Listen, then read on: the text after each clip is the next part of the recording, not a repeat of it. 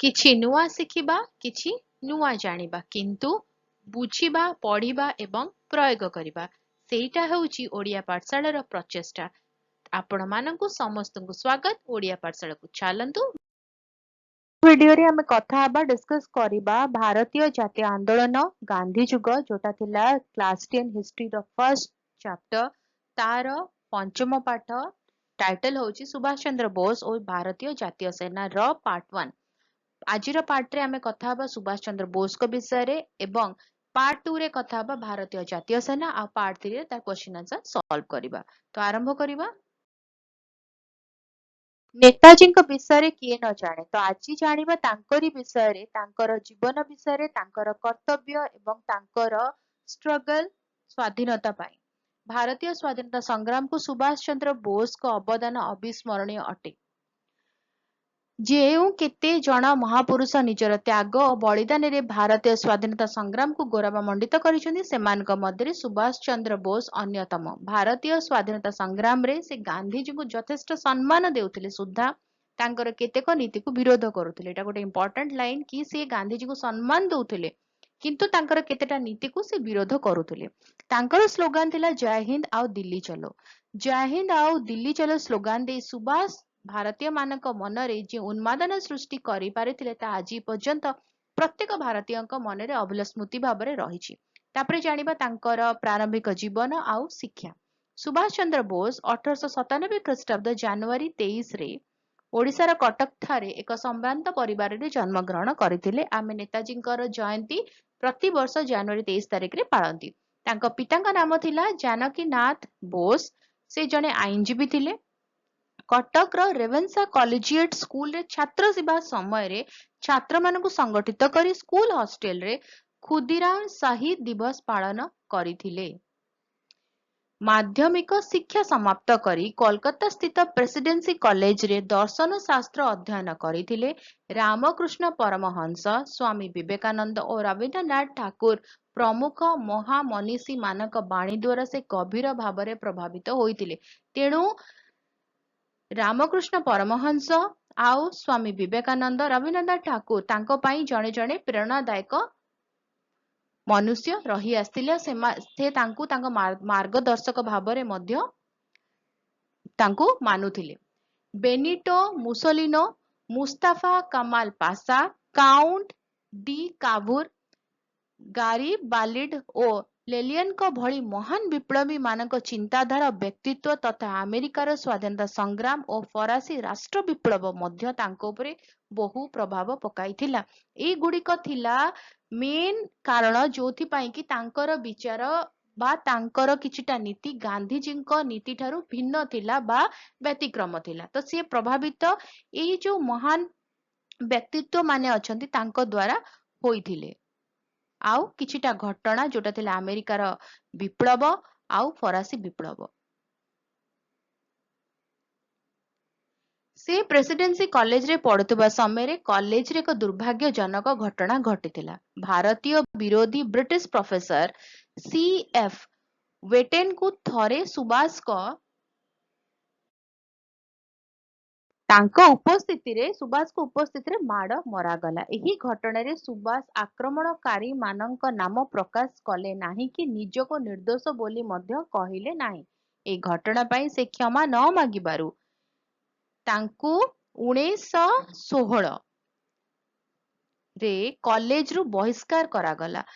ପରେ ଅବଶ୍ୟ ସେ କୋଲକାତାର ସ୍କଟିଶ ଚର୍ଚ୍ଚ କଲେଜରେ ନାମ ଲେଖାଇ ଏବଂ ସେଠାରୁ ଦର୍ଶନଶାସ୍ତ୍ର ସମ୍ମାନରେ ପ୍ରଥମ ଶ୍ରେଣୀରେ ସ୍ନାତକ ଡିଗ୍ରୀ ହାସଲ କଲେ। ମନସ୍ତତ୍ତ୍ୱରେ ସ୍ନାତକୋତ୍ତର ଶିକ୍ଷା ଅସମ୍ପୂର୍ଣ୍ଣ କରି 1919ରେ ସେ କେମ୍ବ୍ରିଜ ଚାଲିଗଲେ। ହେଲା, ତାପରେ ସେ କଣ କଲେ ନା 1920ରେ ସେ ସୁଭାଷ ICS ପରୀକ୍ଷାରେ ଚତୁର୍ଥ ସ୍ଥାନ ହାସଲ କରି ଉତ୍ତୀର୍ଣ୍ଣ ହୋଇଥିଲେ। ମୁଁ ଗୋଟେ ଅଣ୍ଡରଲାଇନ କରିଦଉଛି। ଏହା ସତ୍ତ୍ୱେ ସେ ଏପରି ସମ୍ମାନଜନକ ପଦବୀକୁ ପ୍ରତ୍ୟାଖ୍ୟାନ କରି ସ୍ୱଦେଶକୁ ପ୍ରତ୍ୟାବର୍ତ୍ତନ କରିଥିଲେ। ତାପରେ ଆରମ୍ଭ ହୋଇଥିଲା ତାଙ୍କ ରାଜନୀତିକ ଜୀବନ। 1923ରେ ସୁଭାଷ ଭାରତୀୟ ଜାତୀୟ କଂଗ୍ରେସରେ ଯୋଗଦାନ କଲେ ଓ ବଙ୍ଗଳା ପ୍ରାଦେଶିକ କଂଗ୍ରେସ କମିଟିର ସମ୍ପାଦକ ପଦବୀ ଅଳଙ୍କୃତ କଲେ। କେବେ ସେ ଜଏନ କଲେ ନା 1923ରେ। से महानेता चित्तरंजन दास को तांको राजनीतिक गुरु भाବରେ ଗ୍ରହଣ କଲେ ଏବଂ ତାଙ୍କ ପ୍ରେରଣାରେ ରାଜନୀତିକ କାର୍ଯ୍ୟ ଆରମ୍ଭ କଲେ। ସେତେବେଳେ ତାଙ୍କ ଯୋଉ ଗୁରୁ ଥିଲେ ସେ ଥିଲେ ଚିତ୍ତରଞ୍ଜନ ଦାସ। 1924 ରେ କଲିକତା ନଗର ନିଗମର ମୁଖ୍ୟ କାର୍ଯ୍ୟନିର୍ବାହୀ ଅଧିକାରୀ ଭାବେ ସେ ନିର୍ବାଚିତ ହେଲେ। ସେ ଉଭୟ ବଙ୍ଗଳା ପ୍ରାଦେଶିକ କଂଗ୍ରେସ ସମିତି ଏବଂ ସର୍ବଭାରତୀୟ ଶ୍ରମିକ କଂଗ୍ରେସର ଅଧ୍ୟକ୍ଷ ଭାବରେ ମଧ୍ୟ ନିର୍ବାଚିତ ହୋଇଥିଲେ। ଏଇ ଯୋଉ ଗୁଡିକ ରହିଛି ନା ବଙ୍ଗଳା ପ୍ରାଦେଶିକ କଂଗ୍ରେସ ସମିତି ସର୍ବଭାରତୀୟ ଶ୍ରମିକ କଂଗ୍ରେସର ଅଧ୍ୟକ୍ଷ ଏଗୁଡାକୁ 1 ମାର୍କ କ୍ୱେଶ୍ଚିନ୍ସ, ତେଣୁ ଏଗୁଡାକୁ ମନେ ରଖିବାକୁ ପଡିବ। ତାଙ୍କର ଅସୀମ ସାହସ ଏବଂ ଦେଶ ପ୍ରେମ ଯୋଗୁଁ ସେ ଜନସାଧାରଣଙ୍କର ଅତ୍ୟନ୍ତ ପ୍ରିୟ ଭାଜନ ହୋଇପାରିଥିଲେ। ତାଙ୍କର ବିଦ୍ରୋହ ଓ ବିପ୍ଳବାତ୍ମକ କାର୍ଯ୍ୟକଳାପକୁ ଲକ୍ଷ୍ୟ କରି ଇଂରେଜ ସରକାର ତାଙ୍କୁ 1924ରେ ସନ୍ଦେହରେ ଗିରଫ କଲେ ଏବଂ ତାର 1 ବର୍ଷ ପରେ ତାଙ୍କୁ ବର୍ମାର ମାଣ୍ଡଲେ ଜେଲକୁ ପ୍ରେରଣ କଲେ, ମାନେ ସେଠି ତାଙ୍କୁ ପଠେଇଦେଲେ। 1938ରେ ସେ ହରିପୁର ଅଧିବେଶନରେ ଭାରତୀୟ ଜାତୀୟ କଂଗ୍ରେସର ସଭାପତି ଭାବରେ ମନୋନୀତ ହୋଇଥିଲେ। ତାପରେ 1939ରେ ଗାନ୍ଧିଜୀଙ୍କ ବିରୋଧ ସତ୍ତ୍ୱେ ସେ ତ୍ରିପୁରୀ ଅଧିବେଶନରେ ମଧ୍ୟ ସଭାପତି ହୋଇଥିଲେ।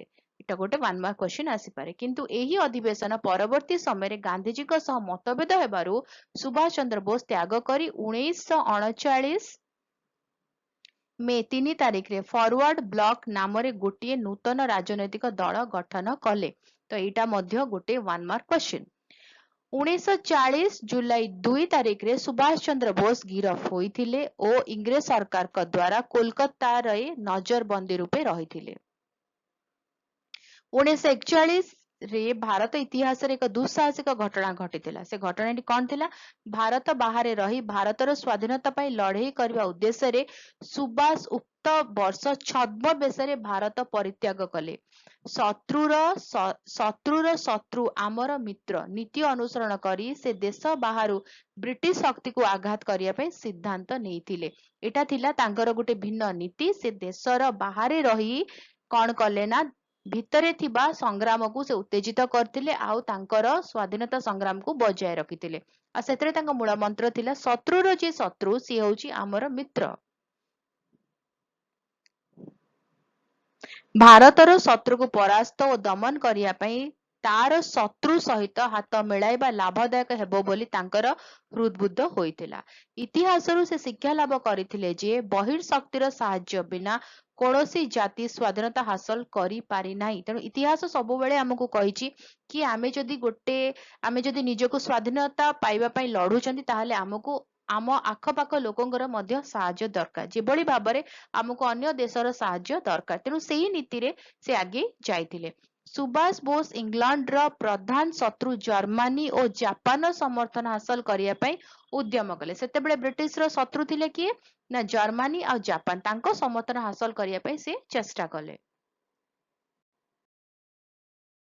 1941 ଜାନୁଆରୀ 26ରେ ଭାରତର ସୀମା ଅତିକ୍ରମ କରି ଆଫଗାନିସ୍ତାନ ଓ ସୋଭିଏତ ରୁଷ ମଧ୍ୟ ଦେଇ ମାର୍ଚ୍ଚ 25ରେ ମୁସଲମାନ ଦେଶରେ ବର୍ଲିନ ଠାରେ ସେ ପହଞ୍ଚିଲେ। ସେ କୋଉ ବାଟ ଦେଇକି ଗଲେ ସେଇଟା ହଉଛି ଇମ୍ପୋର୍ଟାଣ୍ଟ। 1941 ଜାନୁଆରୀ 26ରେ ଭାରତ ସୀମାକୁ ଡେଇଁଲେ, ଅତିକ୍ରମ କଲେ ଆଫଗାନିସ୍ତାନ, ସୋଭିଏତ ରୁଷ ବାଟ ଦେଇ ମାର୍ଚ୍ଚ 25ରେ ମୁସଲମାନ ବେଶରେ ବର୍ଲିନ ଠାରେ ସେ ପହଞ୍ଚିଥିଲେ। ତ ଷ୍ଟାର୍ଟିଂରୁ ସେ କହିଥିଲେ କି ସେ ଛଦ୍ମବେଶରେ ସେ ସ୍ୱାଧୀନତା ସଂଗ୍ରାମ ପାଇଁ ବାହାରୁ ହିଁ ଚେଷ୍ଟା କରୁଥିଲେ, ମାନେ ସେ ଲଢୁଥିଲେ। ତ ସିଏ ଥିଲେ କୋଉ ବେଶରେ ନା ମୁସଲମାନ ବେଶରେ ସେ ବର୍ଲିନ ଠାରେ ପହଞ୍ଚିଥିଲେ। ଜର୍ମାନ ସରକାରଙ୍କ ସାହାଯ୍ୟରେ ସେ ବର୍ଲିନ ଠାରେ ଏକ ସ୍ୱାଧୀନ ଭାରତ କେନ୍ଦ୍ର ପ୍ରତିଷ୍ଠା କଲେ। କାହା ସାହାଯ୍ୟରେ ନା ଜର୍ମାନ ସରକାରଙ୍କ ସାହାଯ୍ୟରେ। ଏବଂ ଫ୍ରି ଇଣ୍ଡିଆ ଆର୍ମି ବା ସ୍ୱାଧୀନ ଭାରତ ସୈନ୍ୟବାହିନୀ ସେ ଗଠନ କଲେ। ସେଠାରେ ଥିବା ପ୍ରାୟ 20,000 ଭାରତୀୟ ଯୁଦ୍ଧବନ୍ଦୀ ଏଥିରେ ସାମିଲ ହେଲେ। ଭାରତୀୟ ସେନାମାନଙ୍କୁ ଜର୍ମାନୀ ସେନାପତିମାନେ ତାଲିମ ଦେଇଥିଲେ ଏବଂ ସୁଭାଷ ତାହା ନିରୀକ୍ଷଣ କରି ଅଭିବାଦନ ଗ୍ରହଣ କରୁଥିଲେ। ସୈନ୍ୟମାନଙ୍କ ଦ୍ୱାରା ଅଭିବାଦନ ସ୍ୱରୂପ ସାଧାରଣ ଭାବେ ଜୟ ହିନ୍ଦ ଧ୍ୱନି ବ୍ୟବହୃତ ହେଉଥିଲା। ଜର୍ମାନୀରେ 1941ରେ ସୁଭାଷ ବୋଷ ଆଜାଦ ହିନ୍ଦ ରେଡିଓ ପ୍ରତିଷ୍ଠା କରି ସେଠାରୁ 1942 ଫେବୃଆରୀ 19 ତାଙ୍କର ପ୍ରଥମ ଗୁପ୍ତ ବେତାର ବାର୍ତ୍ତା ବିଶ୍ୱବାସୀଙ୍କ ନିମନ୍ତେ ପ୍ରସାରଣ କରିଥିଲେ।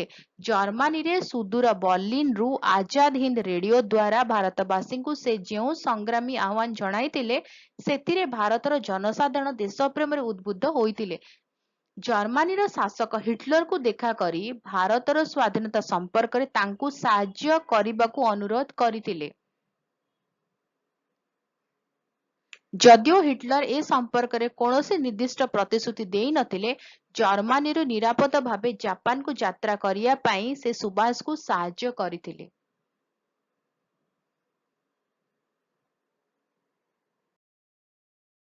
ଜର୍ମାନୀ ଭାରତୀୟ ସୀମାଠାରୁ ବହୁ ଦୂରରେ ଥିବାରୁ ସେଠାରୁ ସଂଗ୍ରାମ ଚଳାଇବା କଷ୍ଟକର ବୋଲି ସୁଭାଷ ବୋଷ ହୃଦଗମ କଲେ। ଏହାଛଡ଼ା ଜର୍ମାନୀ କର୍ତ୍ତୃପକ୍ଷଙ୍କ କେତେକ କାର୍ଯ୍ୟ ତାଙ୍କ ମନରେ ସନ୍ଦେହ ସୃଷ୍ଟି କଲା। ତେଣୁ ସିଏ ତାଙ୍କର ପୁରା ଫୋକସ ଜାପାନ ଉପରେ ରଖିବା ପାଇଁ ସେ ଚାହିଁଲେ। ସେ ଜାପାନ ଉପରେ ଦୃଷ୍ଟି ନିବଦ୍ଧ କଲେ। ସେତେବେଳେ କ'ଣ ହେଇଥିଲା, ଜାପାନ ମିଆଁମାର ପର୍ଯ୍ୟନ୍ତ ସମଗ୍ର ଦକ୍ଷିଣ ପୂର୍ବ ଏସିଆରେ ଅପ୍ରତିଦ୍ୱନ୍ଦ୍ୱୀ ଶକ୍ତି ଥିଲା, ମାନେ ସବୁଠାରୁ ଶକ୍ତିଶାଳୀ ସେ ଶକ୍ତି ଥିଲା। ଜାପାନକୁ ରାଜି କରି ଭାରତର ଖୁବ୍ ନିକଟରୁ ବ୍ରିଟିଶ ଭାରତ ଉପରେ ଆକ୍ରମଣ କରିବା ସହଜ ହେବ ବୋଲି ସେ ଚିନ୍ତା କଲେ। ତ ଏଠି ମୁଁ ଯୋଉଟା ଇମ୍ପୋର୍ଟାଣ୍ଟ ଜିନିଷ ଅଣ୍ଡରଲାଇନ୍ କରିଦଉଛି।